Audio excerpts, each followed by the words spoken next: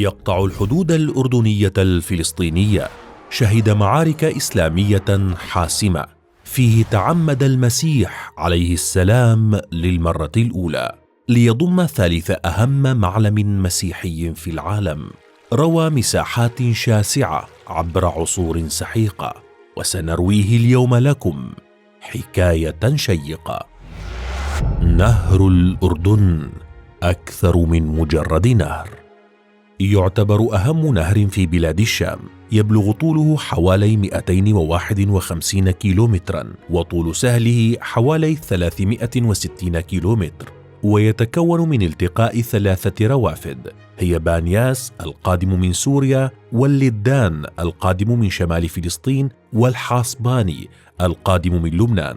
يتشكل من الثلاثة نهر الأردن العلوي الذي يمر في لبنان ثم يصب في بحيرة طبرية، وتصب فيه أيضا روافد نهر اليرموك ونهر الزرقاء ووادي كفرنجة وجالوت، إلى أن يصب في مياه البحر الميت.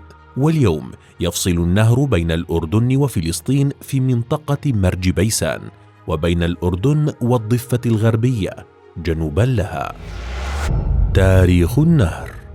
نهر الأردن نهر قديم جدا، أطلقت عليه عدة تسميات، منها الشريعة أي مكان السقاية، وعند الكنعانيين كان يسمى ياردون، وورد اسمه كذلك في السجلات المصرية القديمة أيام الفراعنة. وفي الهند القديمة كلمة الأردن تعني النهر الخالد، وفي اللغة السامية هي مشتقة من النزول وتعني الجدول الذي ينحدر بسرعة. يقال إن المقدونيين والحثيين تعايشوا حول هذا النهر قبل العصر الهيليني وأطلقوا عليه هذا الاسم. ويعرف جبل الشيخ في الجولان بسوريا بأنه والد نهر الأردن والذي يغذيه. في القرن الرابع للميلاد كانت تقام في مغارة تقع على أحد جانبي جبل الشيخ تعرف باسم مغارة رأس النبع بالقرب من بلدة بانياس السورية مراسم وثنية في يوم عيد معين ترمى فيه ضحية مذبوحة تختفي فيه بطريقة عجيبة. وقد ظهر نهر الأردن في خارطة مأدبة التي يعود تاريخها إلى القرن السادس، إذ رسم بالفسيفساء، كما رسم جسران لاجتياز هذا النهر، أحدهما عند مصب سيل مدينة الزرقاء الأردنية. وبذكر الجسور فقد عرف النهر بكثرة بناء الجسور عليه، إذ يذكر التاريخ العربي أن الظاهر بيبرس أمر عام 1266 ببناء جسر له 5 أقواس فوق النهر مقابل بيسان.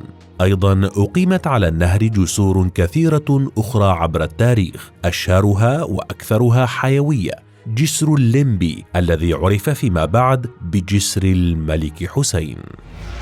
مكانة دينية عظيمة.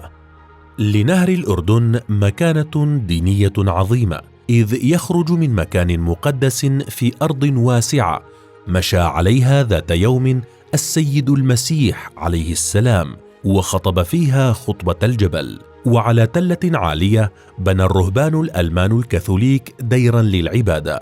أيضا يمر هذا النهر المقدس بمنطقة البئر التي شفي النبي أيوب بمياهها من أمراضه التي ابتلاه الله بها، وتسمى بئر أيوب.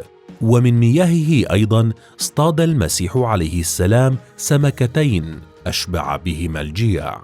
وإلى جنوب مدينة القمر أريحة يوجد دير حجلة الذي كان النبي يحيى يقوم بنشاطاته منه. كذلك شهد النهر أول تعميد مسيحي بالتاريخ وفق روايات الإنجيل، إذ جرى فيه تعميد السيد المسيح عليه السلام على يد النبي يحيى الذي قام بتغطيسه بمياه نهر الأردن فيما يسمونه المغطس حاليا، الواقع في وادي الخرار بقرية بيت عنيا على بعد 59 كيلومتر من عمان.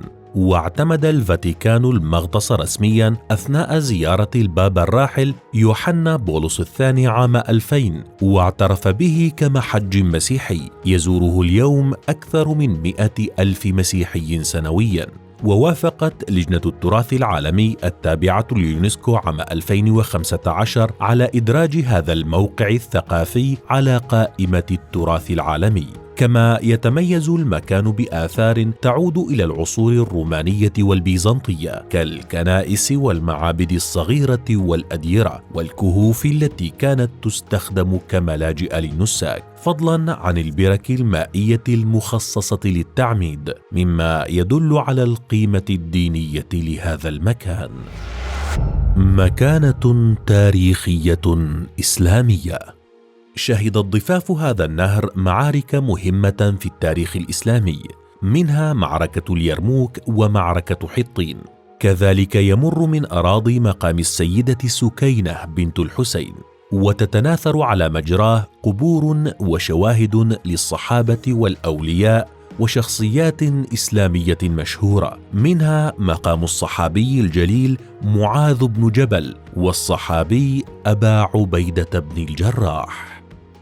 كثيرون يقصدون النهر ويعبئون مياهه بزجاجات ليهدوها لأقاربهم وأحبائهم.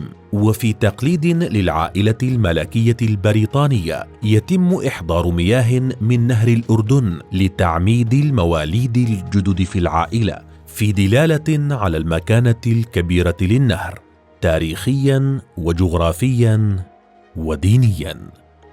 فما رأيك بتاريخ هذا النهر؟ وهل جلست على إحدى ضفافه من قبل؟